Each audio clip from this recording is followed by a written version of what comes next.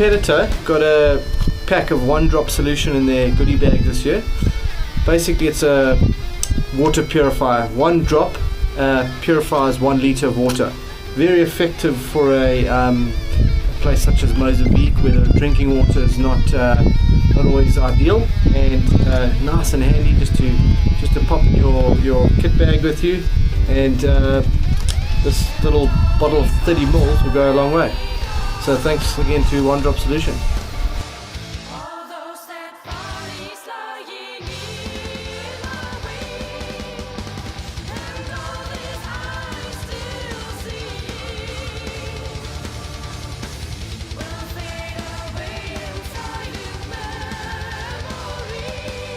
Today we'll be talking about an outfit that we're going to use for basically live bait fishing. When I say live bait fishing, I'm referring to basically catching live bait on a sabiki, putting them out on a rod, either drifting them, trawling them, really depending on the target species at hand. So whether it's a cutter, which might prefer it a little bit faster, or if it's a dorado that wants it drifting along slowly, it would really just be up to you to decide on the day and according to the action that you're seeing, what is going to work better for you. A general outfit that we're going to be looking at is anything between 7 foot and 8 foot. The shorter the rod, normally the better, just for maneuverability around on the jet ski. The outfit that we're looking at here is the Poseidon Cutter Light. It's quite a new rod on the market, and it's had really good reviews at the moment. We generally like to use a rod with a little bit of a softer tip action, which is what this is designed on. It's really soft in the tip with a lot of backbone further down, which basically means that you can have a fish like a cutter with a much softer mouth. You can pull on it quite hard and the tip does all the work. If the hook's on a tear out, when it takes a sharp run, the tip bends, it doesn't pull the hooks out in a hurry. But if you really need it to apply the heat, pulling a tuna up from the depths or pulling it away from the shark, your option then is basically locking your drag, leaning into it, and really pulling the fish as hard as you can. The rod does have the backbone for that.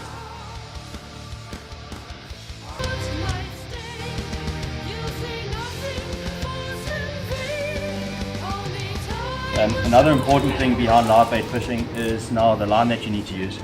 The problem with braid for certain live bait fishing is that it is very direct, and once you get it next to the ski, although you may have a section of leader, there's no guarantee that the fish isn't going to take a run longer than your leader, and then the guards are going to start to damage the knots, especially under that amount of pressure that you're running them through. So basically, nylon is the best thing you can do. You basically put on anything between 25 and 35 pound on a Grandway 40, SL 50, anything in a 40 to 50 size reel. You're really going to get anywhere between 300 and 500 meters, which really is more than enough for any type of live bait fishing that you all need to do. The only time you may encounter a problem with nylon when you don't have the line capacity is when you hook into 2 fish at once, and that's when the one tuna goes that way, the other tuna goes the opposite way, and you're really stuck between a rock and a hard place. You don't know which fish to chase. In that situation, lock the drag on the one reel, chase the other fish, fight it nicely, and you rather get one fish out than lose both of them.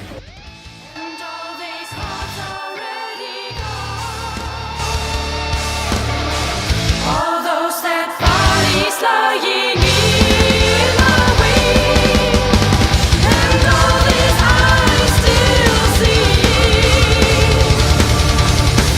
will fade away inside of memory. How's it, guys? Just had to give you a quick video about some spinning tips. There's been a lot of spinning action in the last recent weeks, especially with the snook, with all the bait fish that are around. So I'm just going to run through a few items and lures and different techniques we use for targeting these fish and the right setup to do the job. Important setup, and to have your versatility probably is even more important, and that's on the spinning outfit.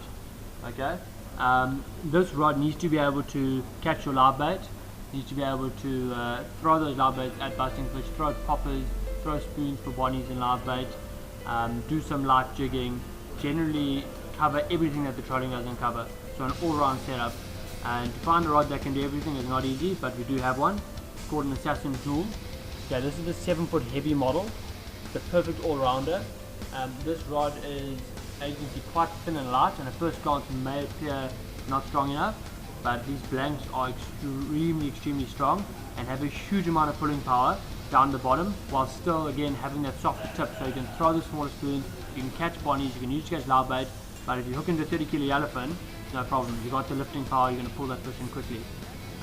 The reel to match it though is just as critical.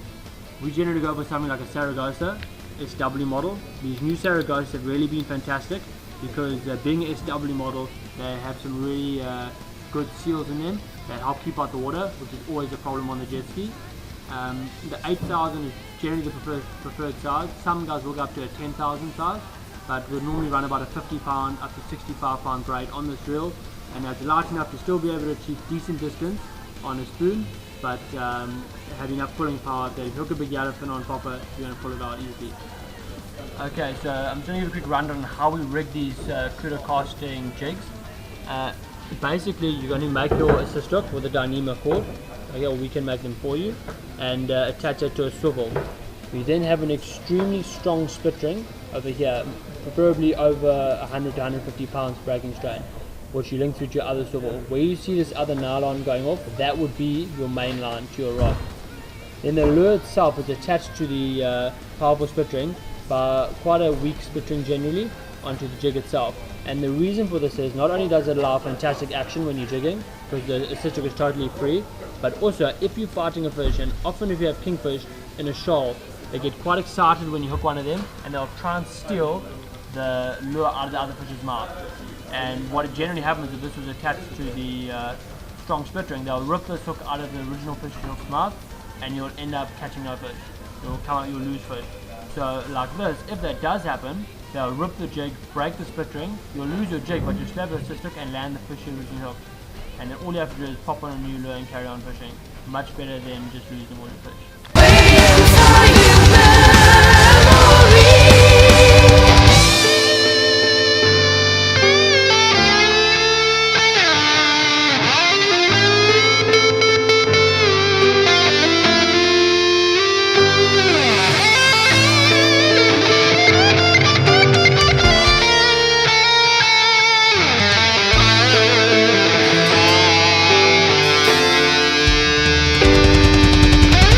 And all these hearts already gone. All those that bodies lying in the way. And finally, the winner of the 2016 Racetech Yamaha Jet Ski event in Pontedora. Now he constantly gets in trouble, day in and day out at this event. But it's with a great pleasure I hand over this award, my man, Niels Barkhuizen, 300 points. Well done, bugger. It's a prize of 67,000 rand.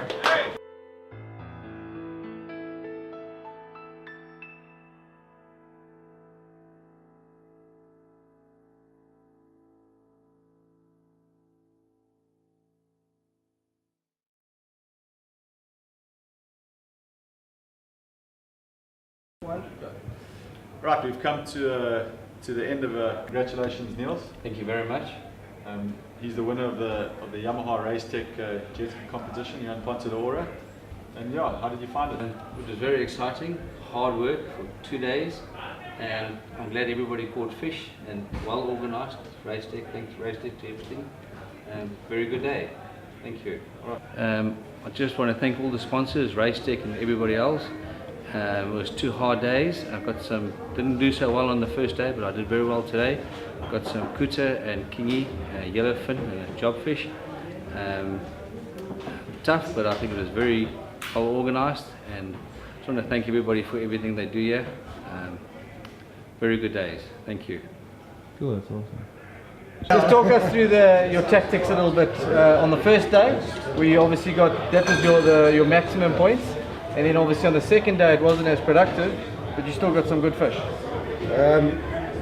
First day, my plan was to go out to Atlantis early in the morning, and there's usually yellowfin behind on the backside of Atlantis.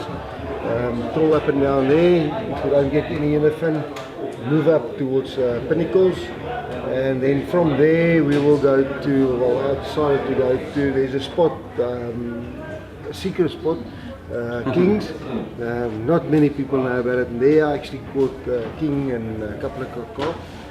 And then from there I went down to Mujahideen. I got a kuda there. Also, not many people know about that place. And then I went through Malangan. And yeah, got another carp there. And then I went back to Pinnacles, got a yellowfin and 2 bonnies. And I thought maybe today we'll do the same thing. Obviously it didn't work out. Got a Dorado of Malangan Ledge and the carp at my King's Pond. Rian, well done, finishing second. You're almost a local here in Ponta. Just a couple of quick, easy questions. What's 93 times 1,338? Fuck no.